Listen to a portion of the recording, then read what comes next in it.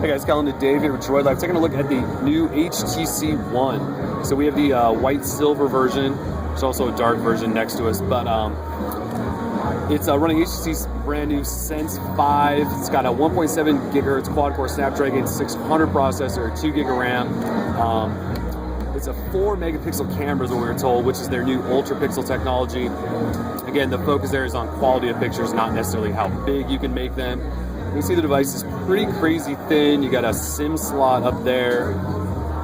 Your power lock switch, which is also an IR sensor. You have a headphone jack on that side. There is your volume rocker, which is actually really close to the device. It's going to be kind of finicky, I bet, touching on that. You do have your charging port down at the bottom, which is a little bit off-centered, along with another microphone. 4.7-inch 1080p display on the front. I believe it's about 468 pixels per inch. You can see the front speakers, so obviously the Beats integration and the sound experience is what HTC is really focusing on as well. Front camera up top.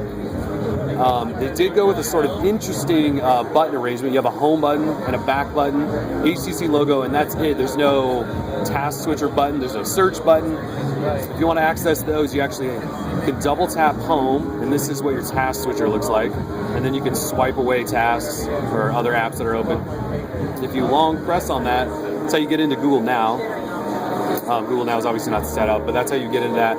And then the back button is just a back button. Now you can actually manually set the back button for a long press to be your menu button, so you do sort of have ways to get to all of those features. Let's go ahead and go into settings real quick, see if we can get this to show up.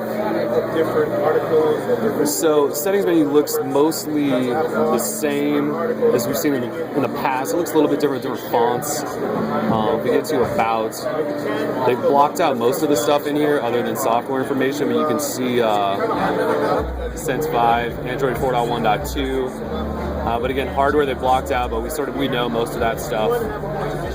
There's another look at the menu. Beats audio in there. It's a lot of the same sort of Sense stuff we've seen in the past. It just looks a little bit different.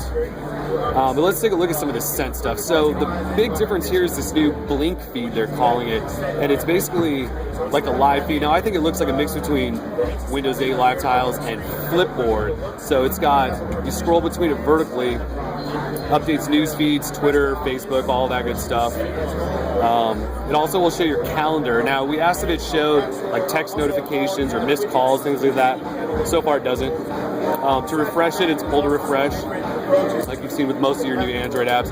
And if you pull down, you also can get to an edit button. You can manage some other stuff. If we go to the app drawer, I'll show you that really quick. So the app drawer looks a little bit different. It starts out with this clock up top, and then you can scroll vertically through all your apps and stuff. It's no longer horizontal. They do some different stuff with grid size. Like the default grid size is actually 3x4, which is sort of atrocious. But we go back to the home screen, so you're not just locked with this one screen. You can actually swipe over here and get to more home screens. If you do a pinch to zoom, you sort of get that old Sense look where you can add home screens and things like that. So it's kind of a different experience, though it still has some of the same stuff that we've seen from Sense in the past. It's definitely a new take on a smartphone from HTC. So, we'll look at the camera here in a second, but this is just basically an overview of the device. So HTC One in white, with Droid Life. Peace.